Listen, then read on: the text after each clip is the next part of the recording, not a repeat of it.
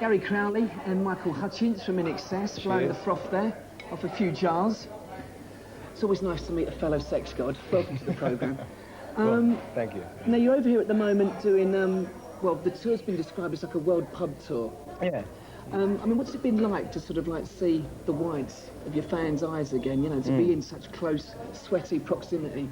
It's really great. Well, we're enjoying it more than we thought we would, you know. Usually by this stage, we're 3 months in the tour and we're starting to rev up now, you know.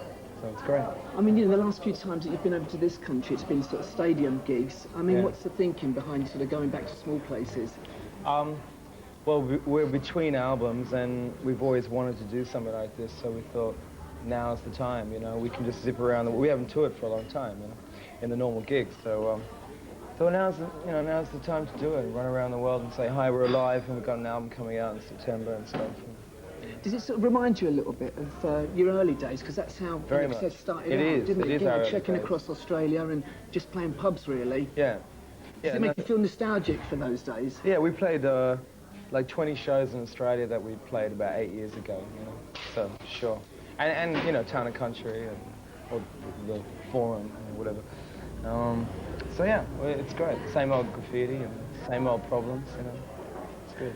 I mean, I understand that the security is at a minimum at a lot of these concerts. Has there been any scary moments so far?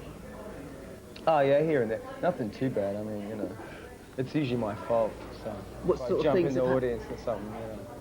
That's about it. We had a problem in LA, but that wasn't exactly. That was a bigger show, but where they just swamp you and they end up people fall on each other and it becomes like lemmings, you know. But I mean, what happens when you kind of sort of jump scars, you know. What happens when you jump out into the crowd like that? I mean, you know, does everybody? They're supposed to hold you up and throw you back. You know? That's occasionally the idea. they don't. Yeah. Occasionally they just pummel you. I was going to say, do people's hands kind of tend to sort of like go walkabout all over your body? Yeah, is it's a that bit something of that you enjoy? Oh, immensely. Well, nice work if you can get it. If you can get it, yeah. I mean, how difficult is it sort of keeping a relationship together, you know, with doing what you're doing? I mean, you're kind of constantly travelling, aren't you? Yeah. I don't know the difference. I'm really used to it. I'd probably go nuts if I had to do 9 to 5, 5 days a week, you know. I'm just used to it. It's my life. I mean, what do you do with like Helena? We, you know, drive agents crazy. Basically, management crazy. You know, you just grab days where you can grab them. You just got to work hard at it. That's all. Otherwise, you just lose contact. Well, after this tour, you mentioned a little bit earlier on, you know, you start work on your next album. It's finished, actually. Oh, it's finished already, yeah. right? Yeah. I mean, what can we sort of like expect from that? I don't know. I was just writing about it a minute ago. I think it's almost our least complicated album for a long time. It doesn't really take on lots of different styles and stuff. It's pretty straightforward. It's really the band playing, you know, as much as possible. It's just the band going and playing. It's just us. No one else is on it at the moment. There might be a few surprises. What sort of surprises? Well, you'll see. We're still working. Still talking to lawyers. You know, we'll see. I mean, do you kind of some good ones, I think. Do you record in the same way, or do you sort of like, you know, take it from different angles? I mean, is it pretty much a similar sort of format that you stick to? It depends on the song. If Andrew and I have already figured it out, we love it the way it is, and it's on tape, then we'll generally keep most of that, you know, and keep people off it, because everybody always wants to play on it. So the trick is to keep people off stuff if it doesn't need it, and otherwise, if we're totally lost, we just say, hey guys, have a shot at it, you know. Go out and turn it. You know, one of the songs started off with quite a fast song. We were fooling around with it. Gary and John were fooling around with it, and we're playing with it in a kind of Led Zeppelin slow, heavy style, and it actually worked really better. While we're laughing on the floor, we suddenly realized, not so funny. Let's keep it this way, you know. So sometimes that happens. Well, you do enough albums, you should be able to do it yourself, you know, or at least try it. It's an experiment, you know. You got no one else to blame, but. You know, it can be a problem.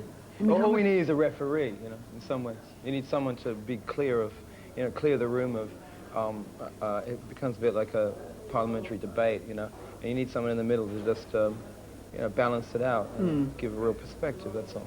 You know? How much of a democracy... Say, shut up. You know? I mean, how much of a democracy is INXS? Too much of a democracy at times, you know, for our own good, I think. and at other times, I think it works really well. Well, you know, over the years, you take your place, in a way. You find out what you're good at and what you're not so good at, and that's how the 6 of us work together, you know. Some of us are better at some things, some are better at others. You know? Did you ever think, Michael, that, you know, it would have lasted 16 years? I mean, did you ever think about it? I don't think we had time to think about it in some ways. We were just doing it. We've just been doing it. It's not till now that people ask that question that we actually had a meeting not so long ago and said, had to acknowledge the fact that we've been together this long, you know, and sort of shake hands and go, well done. You know? Really, you know, you don't notice it. Time goes by. And we started so young. I was like, turned 17 when we started. So that leads me to my next question. Would you see it sort of like going on for another 16 years? No, I don't see why. There's no reason why it shouldn't, unless people are stoning us in the street, you know, or we can't put a record out anymore, you know. Even then, maybe we just keep doing it. I don't know. Really don't know. I don't see why we would break up, though.